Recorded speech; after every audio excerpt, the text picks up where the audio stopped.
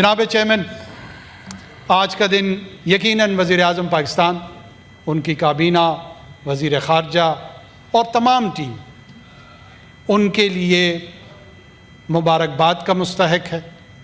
ان کی کمٹمنٹ، ان کا lead role جو انہوں نے کردار اس پورے کرائسس کے اندر ادا کیا ہے، وہ ڈپلومیسی میں ایک کیس اسٹڈی کے طور پہ یاد رکھا جائے گا اور یاد رکھنا چاہیے اسے۔